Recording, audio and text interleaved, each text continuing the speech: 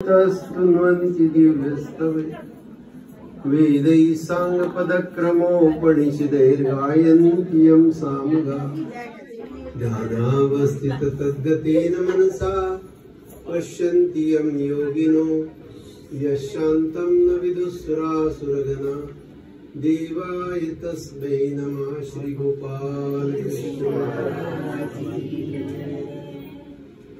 वार्षिक उत्सव के उपलक्ष्य में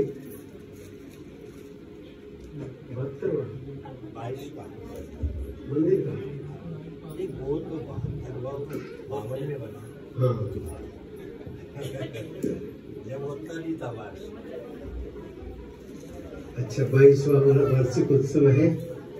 वैसे मंदिर को 72 साल पूरे हो गए हैं और मुझे थोड़ा सा वो लग रहा है कि 72 साल में हम इसका पुनर्निर्माण नहीं कर पाए, इसलिए अगले टाइम जब आएंगे तो इसका पुनर्निर्माण हो जाएगा।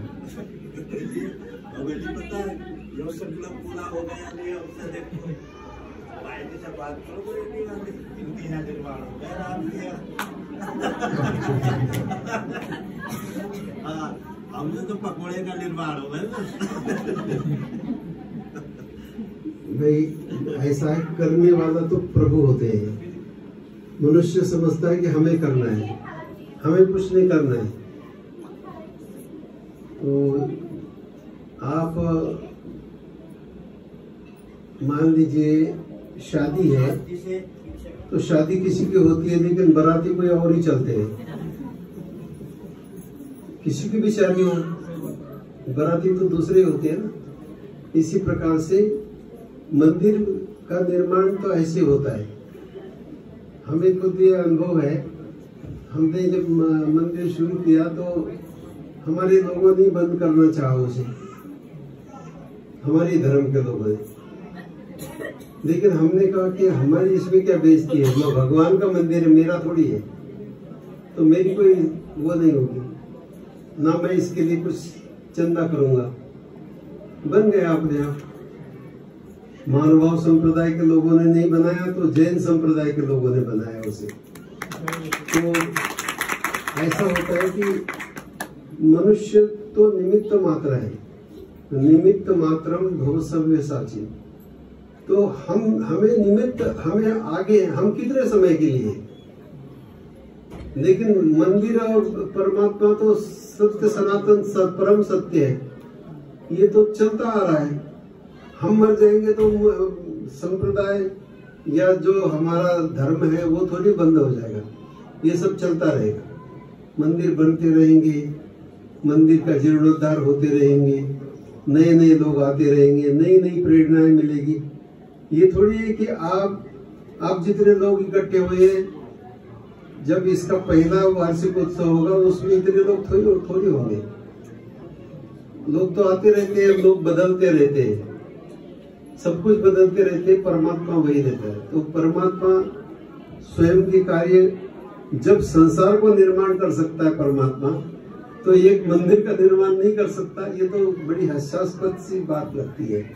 तो महात्मा जी कह रहे कि नहीं हम नहीं बना पाएंगे, ऐसा कुछ नहीं है। हम थोड़ी कह रहे हैं कि आपने बनाना है, हम ये कह रहे हैं कि अगले टाइम में हो जाएगा। अब वो कैसे होगा ये प्रभु को पता। और हमारे मुंह से यही बात क्यों निकले कि भाई मंदिर बनेगा दोबारा, क्योंकि 72 साल हो गए हैं, इसका जीर्णोद्धार नहीं हुआ है। तो हम कपड़े तो साल में 2-4 बार हर टाइम में बदलते रहते हैं। तो भगवान का मंदिर ना बने ये थोड़ी अजीब सी बात लगती है। हमने पहले कमरों का निर्माण कराया, वैसे तो पहले प्रभु का मंदिर बने, बाद में हम अपनी व्यवस्था बनाए। ऐसे होना चाहिए। तो मेरी बात का बुरा न माने। मैं इस उपलक्ष्य में चंद्रभान मुनि जी को बहुत बहुत बधाई देता हूँ और उनकी आज्ञा से हम सब यहाँ पर उपस्थित हुए हैं और आगे भी वो आज्ञा करे तो सब लोग सेवा करेंगे। ऐसी कोई बात नहीं है, सेवा करने में क्या हर्ज है। जिसके पास 2 हाथ है वो कम से कम 2 हाथ से कुछ काम कर सकता है। या श्रमदान भी कर सकता है, धनदान भी कर सकता है, वस्त्र दान कर सकता है, जो है जिसके पास कुछ नहीं है उसके पास तो कोई मांगने वाला भी पहुंचता नहीं है। लेकिन ये है कि ये भी भाग्य होना चाहिए। किसी के पास भगवान कृष्ण कल्व के पास मांगने गए थे, भगवान के पास कोई कमी थी क्या? भगवान कुछ नहीं कर सकते थे, और करना ऐसी परिस्थिति में था कि वो दे नहीं सकता था। उसने कहा कि मेरे पास कुछ नहीं है। भगवान ने कहा कुछ नहीं है ऐसा मत कहे, अभी तेरे दांत में सोने की कील लगी है, वो दे दे। तो प्रभु को, यदि प्रभु को चाहते हैं, चाहे प्रभु को कोई काम करना है तो किसी भी रूप में वो कर देंगे। यह नहीं कि हम सोचे कि हम कर रहे हैं, हम कुछ नहीं है, हम एकमात्र उसका निमित्त बन सकते हैं। कि भगवान चक्रधर स्वामी कहते, तू उभा ठाकराची पुरे सिद्धि ते इथुन सिंह। तुम्हारे मन में ये संकल्प होना चाहिए कि मुझे कुछ करना है। भगवान कहते संकल्प को तो हम पूरा करते हैं, लेकिन संकल्प अच्छा हो। लेकिन अच्छे आदमी संकल्प भी कम करते हैं, बुरे आदमी के संकल्प वो पूरे ही करके छोड़ते हैं। मान लीजिए किसी आदमी को किसी की हत्या करनी है, तो चाहे कितने भी परिस्थितियां बीच में आ जाए, वो अपना काम करेगा ही करेगा। लेकिन एक अच्छे आदमी को कुछ काम करना है कि भाई वहां जाकर के 1 घंटा मेहनत करनी है, वो कहेगा मैं इतना बड़ा आदमी हूँ, वहां भी ईंटें ढोऊंगा, ये बेइज्जती हो जाएगी मेरी।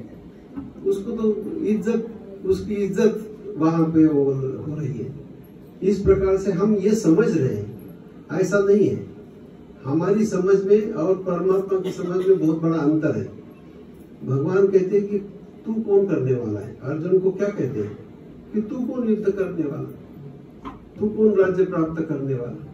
अरे मरेगा तो स्वर्ग का राज्य मिलेगा और जीतेगा तो यहाँ का राज्य मिलेगा। लेकिन आप अपना स्वधर्म तो छोड़ो मत।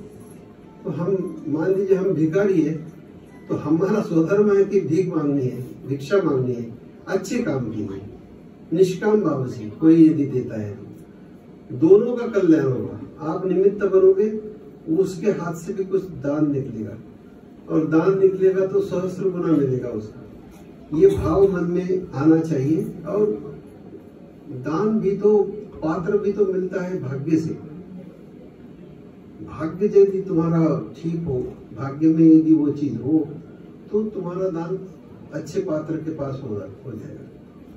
भगवान ने 16वें अध्याय में बताया, देशे काले च पात्रे च। देश, काल और पात्र मिलना बहुत दुर्लभ है। ये तीनों का संयोग आना बहुत मुश्किल है। तो ये तीनों का संयोग भी तभी आएगा कि आपके भाग्य में दान करने का भी लिखा हुआ हो, नहीं तो आपसे नहीं होगा। आपसे यहाँ आने का आपके भाग्य में होगा, जेक्रेसी समाज से जोड़ने का आपके भाग्य में होगा, ईश्वर का नाम लेना आपके भाग्य में होगा, तभी हो सकता है, नहीं तो कौन नहीं लेता। एक आदमी राम नाम करता होगा, दिन भर भीख मांगता है, उसके भाग्य में नहीं है कि मंदिर में बैठे जहाँ आराम से सब कुछ मिलेगा वहां नाम ले, उसके भाग्य में वही है, तो उसका क्या फायदा है। तो इस हर चीज के लिए आपका भाग्य है। और भगवान कहते हैं कि दैव सहायते करिए, आपका भाग्य जो है वो सहाय करता है। आप करने वाले बनो, आप किसी चीज के निमित्त बनो। इसलिए हम जो संकल्प करते हैं, हमारे संकल्प अच्छे होने चाहिए। हम संकल्प करते हैं कि जिंदगी भर हमें किसी का बैल बन करके काम करना है, और वो करते रहते, सारी जिंदगी करते रहते हैं। उसमें आदमी थकता नहीं, उसमें कभी थकान नहीं होती। लेकिन इसमें जरूर थकेगा। ये काम है, इतना मैं कहाँ से दूंगा, फिर मेरा परिवार का क्या होगा। तो क्योंकि हम बिना मालिक के बैल बने। एक जंगल में गायों का झुंड चारा चर रहा था। उतने में शेर ने देखा कि गायें बैल चर रहे हैं, जानवर। वो पीछे पड़ा कि मैं अपनी शिकार प्राप्त करूं। और वो बड़े जान लगा करके गऊ के पीछे, गायों के झुंड के पीछे पड़ा। अब शेर में भी एक खासियत होती है, शेर सबको नहीं पकड़ना चाहता। ये भी उसने एक को टारगेट बनाया, एक को निशाना बनाया, तो उसी गाय या बैल के पीछे वो भागता रहेगा। यदि थोड़ी देर इसके पीछे, थोड़ी देर उसके पीछे जाएगा तो वो किसी को भी पकड़ नहीं पाएगा, क्योंकि वो नए दम से दौड़ेंगे और इसके हाथ में नहीं आएंगे। तो एक के पीछे ही ये होता है। इसीलिए जीवन में हमेशा एक लक्ष्य होना चाहिए। कितने भगवान आपके हो और उतने भगवान को आप कितना टाइम देंगे। ज्यादा बच्चे हो तो कितने बच्चों के पास आप समय बिताएंगे, कितने बच्चों के साथ आप खर्च करेंगे, कितना का भविष्य सुधारेंगे। तो वो शेर ने सोचा कि मैं एक का पीछा करूंगा, वो एक के पीछे लग जाता है। जब वो पीछे चलता है, दौड़ता है, दौड़ता है, दौड़ता है, अब जो गाय होती है वो गाय सोचती है कि अब क्या करें, कैसे बचे, इस शेर से तो बचना मुश्किल है। तो एक तालाब आता है, वो तालाब में कीचड़ ही कीचड़ होता है, उस कीचड़ में चली जाती है वो। शेर भी उसका पीछा करते करते कीचड़ में जाता है, वो दलदल में दोनों ही फंस जाते हैं। दोनों का इतना ही गैप होता है कि एक दूसरे को पकड़ नहीं सकते हो। अब वो भी निकल नहीं सकता कीचड़ से, गाय को पकड़ सकता है। गाय भी अपने बचाव के लिए वहां से जा नहीं सकती। तो गाय उस शेर को कहती है, तू तो यहीं पे ऐसे ही मरेगा। बोले क्यों?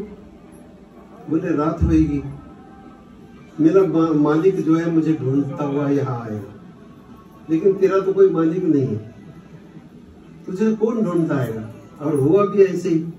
रात हुई, अंधेरा हुआ, गाय सब घर पहुंच गई। जो चरवाहा होता है उसने देखा कि सब गाय को उसने बांध दिया, एक गाय नहीं आई।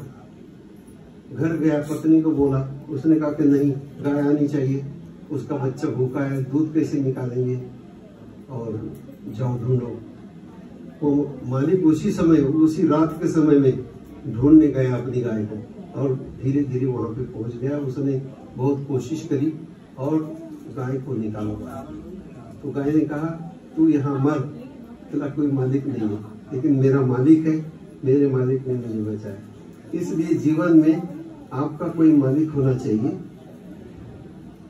जो कि आपकी रक्षा करे। इसलिए किसी भी धर्म संप्रदाय में जाओ, गुरु धारण करना अत्यावश्यक है, अपना मालिक बनाना बहुत आवश्यक है। इस बात को अपने साथ गाढ़ बांध लो। और अभी तक लीला चरित्र आपने पढ़ा होगा, अन्य ग्रंथ भी पढ़े होंगे। जब तक आप गुरु धारण करेंगे नहीं, जब तक आप ईश्वर को अपना मालिक नहीं समझेंगे, तब तक आपकी रक्षा कौन करेगा। शेर हो संसार में, सबसे बलवान हो, लेकिन जब तक मालिक ना हो तब तक उसकी रक्षा करने वाला कोई नहीं होगा। आज के इस विशेष प्रोग्राम में हमारे आरती बाई जी आए हैं, जिनका नाम शाकुरकर बाबा जी है। मैं इनको प्रार्थना करता हूँ कि आज हमारी संगत को अपने 4 शब्द सुनाएं।